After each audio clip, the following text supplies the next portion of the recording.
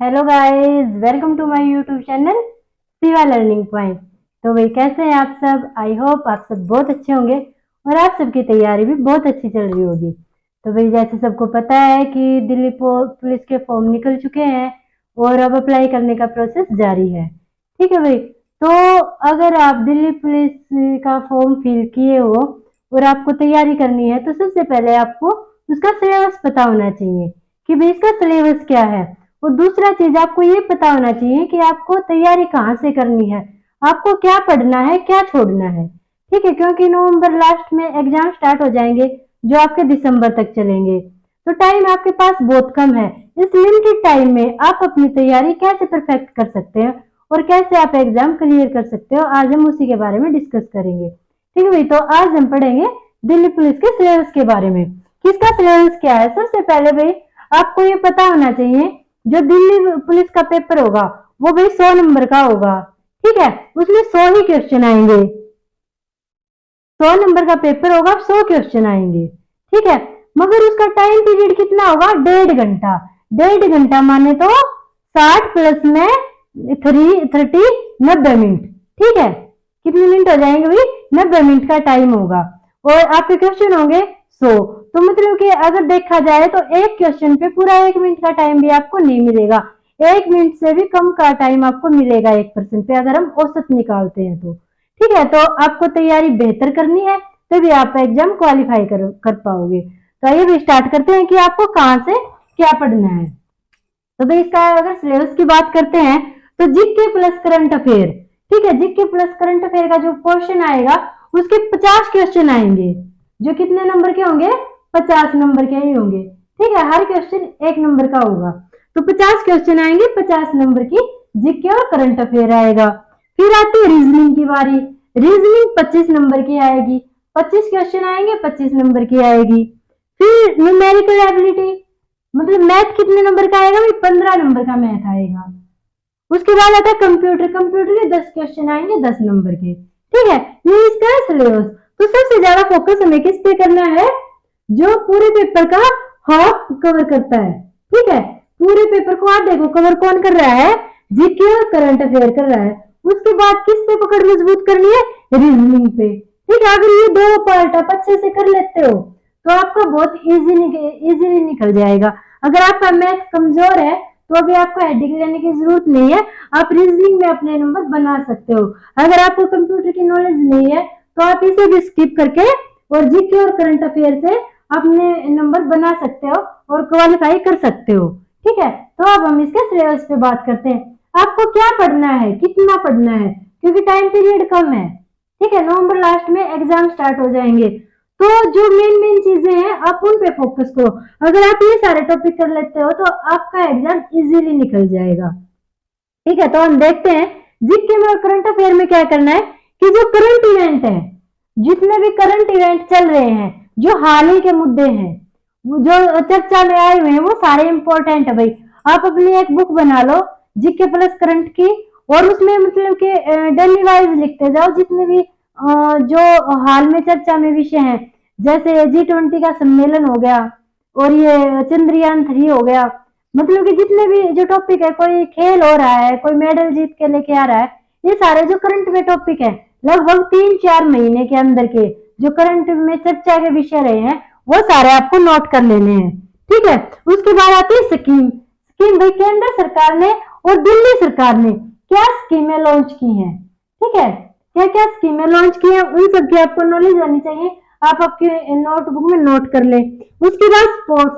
Sports में भाई हाल ही में कौन से खेल हुए हैं, किस खेल में हमारे खिलाड़ी कौन सा पदक जीत के लेके आए हैं, कौन सा खिलाड़ी किस खेल से संबंधित है, जो हाल ही में चर्चा के विषय बने हुए हैं। ठीक है, तो ये चीजें आपको करनी है। उसके बाद आता है कल्चर। भाई हमारी संस्कृति, हमारी संस्कृति से जुड़े हुए पर्सन आएंगे। हमारी संस्कृति क्या है? ठीक है, इससे अगर कोई करंट में इवेंट बन रहा है, ठीक है, वो चीजें आएंगी। मान लो भाई अभी कोई मेला वगैरह भरा है या कोई त्योहार आया है, जैसे ओणम त्योहार आएगा, अब ईद वगैरह आएंगी, तो इनसे रिलेटेड ये चीजें आपको याद करनी जो 3-4 महीने के अराउंड, जो 3-4 महीने के अंदर अंदर होने वाली है। या हो चुकी हैं, वो चीजें आपको देखनी है।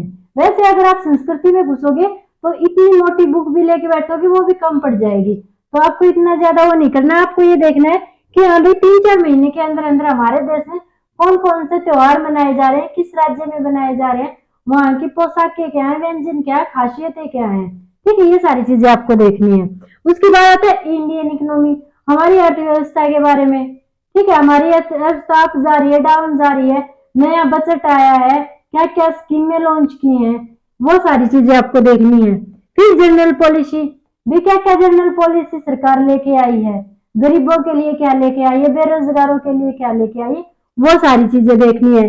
साइंटिफिक रिसर्च कि भाई वैज्ञानिकों ने क्या क्या नई नई खोजें की हैं जो हाल ही में हुई हैं, वो सारी चीजें देखनी है। जैसे अब चंद्रयान 3 लॉन्च हुआ, फिर एक सूर्ययान भी भेजा है हमारे नासा नासा ने। ठीक है भाई, तो ये सारी चीजें आपको देखनी है।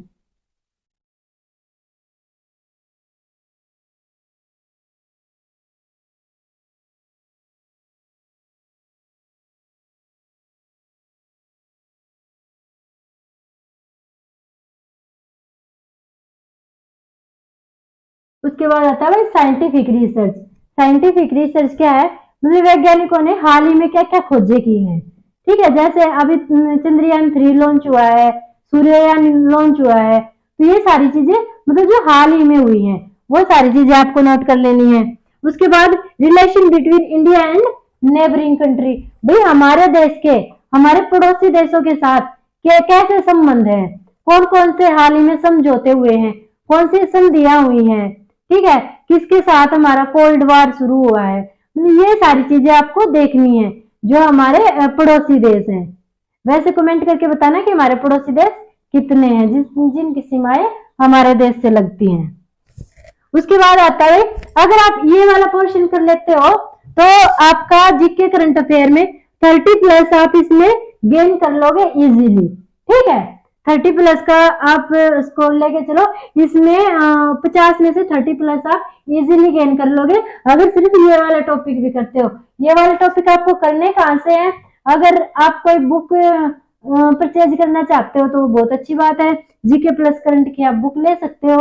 अगर आप बुक परचेज नहीं करना चाहते तो आप अपनी नोटबुक बनाएं और गूगल से टॉपिक वाइज सर्च करें, डेली का एक टॉपिक आप सर्च करके उसे लिखें और याद करें, तो बहुत इजीली कवर हो जाएगा ये सब। ठीक है, उसके बाद आती है रीजनिंग। रीजनिंग में हमारे 25 नंबर की रीजनिंग आएगी, 25 ही क्वेश्चन आएंगे। रीजनिंग ऐसा सब्जेक्ट है, अगर आप थोड़ा सा इस पे फोकस करते हो ना तो 25 में से 25 भी आप ले सकते हो। अगर थोड़ा सा कम करते हो तो 25 में से 23 तो कहीं नहीं गए। ठीक है, 25 में से 23 का स्कोर तो आप लेके ही चलो। तो इसमें से इंपॉर्टेंट आपको क्या क्या देखना है, भाई दिशा वाले देखने हैं। दिशा वाले कौन से सवाल होते हैं कि भाई राम है, किसी बिंदु पे खड़ा है, 5 किलोमीटर सीधा गया, 8 किलोमीटर लेफ्ट गया, 7 किलोमीटर राइट गया, वैसे गया वैसे गया, अपनी जगह से वो किस दिशा में है, जो इस टाइप के सवाल आते हैं। फिर समय वाले, ठीक है, उसके बाद श्रेणी वाले, रिश्ते वाले। श्रेणी वाले मतलब कि भाई ये संख्या दे देंगे 2, 5, 7, 9, अब बोलेंगे श्रेणी को आगे बढ़ाओ। रिश्ते वाले, मेरे बाबा मामा की, बुआ की, फूफी की, काका की, ताई की लड़की मेरी क्या लगी, मतलब इस टाइप के जो रिश्ते वाले होते हैं। परछाई वाले हो गए, आकृति वाले हो गए। आकृति मतलब के इस टाइप से आकृति दे देंगे, 3-4 आकृतियां दे देंगे, भाई इस आकृति को पूरा करो। फिर आयु वाले कि भाई जन्म के टाइम पे वो मेरे से 2 साल बड़ी थी मेरी बहन, अब वो मेरी उम्र की आधी है, अब मतलब उसकी वर्तमान में उम्र कितनी है, इस टाइप से क्वेश्चन आ जाएंगे आयु वाले। स्थान वाले कि भाई वो उससे उसके और उसके बीच में 2 बैठे हैं, राम के श्याम के बीच में 2 इंसान बैठे हैं, और गीता के और श्याम के बीच में 4 बैठे हैं, ऐसे सर्कल में बैठे हैं, तो उनका स्थान कौन सा, इस टाइप से पूछ लेंगे। भाई बांटना आ जाएगा, फिर घन के टुकड़े आ जाएंगे। ठीक है, कि भाई एक घन आकृति है, उसको मतलब 3 भागों में डिवाइड कर दिया, कितने घन बने, मतलब इस टाइप से सवाल आ जाएंगे। सबसे मेन टॉपिक यही है। अगर आप ये टॉपिक कर लेते हो तो ज्यादा डीपली जाने की जरूरत नहीं है। अगर आपने रीजनिंग नहीं पढ़ी है तो ज्यादा डीपली जाने की जरूरत नहीं है। ये बिल्कुल इजी वाला टॉपिक है जो आपको इजीली समझ में आएंगे। और अगर आप इन टॉपिकों पे पकड़ मजबूत बनाते हो तो आप 23 का स्कोर इजीली कर सकते हो 25 में से। ठीक है भाई। तो ये मेन टॉपिक हो गए। उसके बाद आता है न्यूमेरिकल एबिलिटी। न्यूमेरिकल एबिलिटी में क्या क्या आएगी भाई, संख्याएं आएंगी। आपको पता है नंबर सिस्टम तो हर एग्जाम में पूछा जाता है, ये तो ये लगा लो भाई मैथ की जान होता है नंबर सिस्टम, ठीक है। तो ये संख्याएं वाला पोर्शन है, जो नंबर सिस्टम है वो आपको कंप्लीट याद करने हैं, ठीक है। लगभग 3-4 क्वेश्चन नंबर सिस्टम से आएंगे, तो इस ये वाला टॉपिक ज्यादा इंपॉर्टेंट हो जाता है, तो ये वाला अपना अच्छे से कर लेना है। उसके बाद आता है दशमलव वाला। दशमलव वाला मतलब कि भाई दशमलव दे देंगे, इसमें से माइनस करो, इसमें से प्लस करो, ये वाले सवाल। उसके बाद भिन्न के आ जाते हैं, फिर अनुपात समानुपात के आ जाते हैं, फिर प्रतिशत के आ जाते हैं, औसत के आ जाते हैं, ब्याज हो गया, ब्याज साधारण ब्याज भी करना है, चक्रवृद्धि ब्याज भी करना है, लाभ हानि वाले हो गए, और लाभ हानि के साथ लाभ प्रतिशत हानि प्रतिशत वो वाले भी करने हैं। फिर छूट के हो गए कि भाई उसने इतने में सामान खरीदा, इतने में बेचा, इतने की छूट दी, ठीक है। उसका क्रय पूछ लेंगे, विक्रय पूछ लेंगे, इस टाइप से। समय और दूरी वाले, समय और काम वाले, और रेल वाले, ठीक है। ये है आपके इम्पोर्टेंट टॉपिक, जो जिससे कि आपका मैथ कवर हो जाएगा। मेनली आपका मैथ इन टॉपिकों से कवर हो जाएगा। तो इन पे आपको अपनी पकड़ मजबूत करनी है। इसमें कुछ सूत्र ज्यादा याद करने की जरूरत नहीं है, अगर आप इन पे थोड़ा सा फोकस करते हो। अगर डेली आप मतलब 10-10 सवाल भी करते हो पर टॉपिक से, मतलब कि ऐसा नहीं है कि सारे टॉपिकों से एक ही दिन 10-10 कर दिया, नहीं।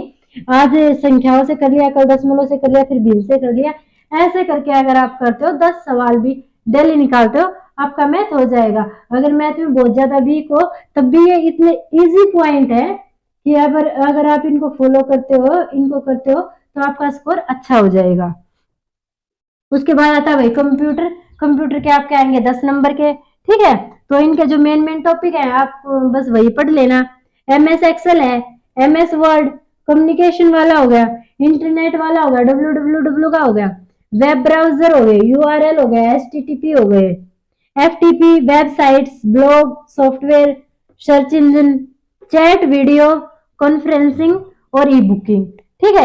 ये है भाई जो इंपॉर्टेंट टॉपिक है वो वाले, ठीक है। अगर आप कंप्यूटर की बुक परचेज कर रहे हो तो बहुत अच्छी बात है। अगर आप बुक परचेज नहीं करना चाहते, आप बुक को नहीं खरीदना चाह रहे हो, तो आप ये जो मैंने टॉपिक बताए हैं अपनी नोटबुक में नोट कर लो। उसके बाद गूगल पे पर टॉपिक सर्च करो, उस टॉपिक के बारे में जितनी भी डिटेल है। अगर आप इंग्लिश के स्टूडेंट नहीं हो तो टॉपिक लिख के और फिर हिंदी लैंग्वेज कर दो, हिंदी मीडियम कर दो, तो आपको सारा कंटेंट हिंदी में अवेलेबल हो जाएगा, ठीक है। उसमें से इंपॉर्टेंट आप अपने नोट्स बना सकते हो।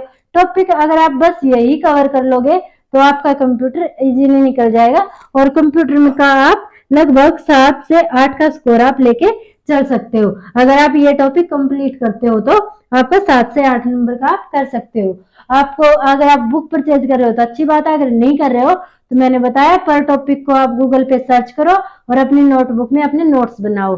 सबसे बेटर और सबसे अच्छा तरीका यही है। और इसके अलावा अगर आप अपनी प्रिपरेशन और अच्छी करना चाह रहे हो तो जो प्रीवियस ईयर के क्वेश्चन पेपर हैं आप वो सारे सोल्व करके देखो। अगर आप मतलब कि डेली का एक प्रीवियस ईयर पेपर भी सोल्व करते हो, या फिर आप टेक्स्ट बुक ज्वाइन कर लो, सबसे अच्छा है भाई। वहां पे आपको मतलब कि इस टाइप के दिल्ली पुलिस में जिस टाइप के क्वेश्चन आते हैं उस टाइप के आपको क्वेश्चन पेपर मिलेंगे, आप उनको सोल्व करने की प्रैक्टिस कर सकते हो। अगर आप 50 भी पेपर सोल्व कर लेते हो तो आपके चांस 80% बढ़ जाते हैं कि आप भाई क्वालिफाई कर जाओगे। तो भाई आज के लिए इतना ही। आई होप आप सबको वीडियो पसंद आई होगी। वीडियो को लाइक और शेयर कर देना, चैनल को सब्सक्राइब कर देना।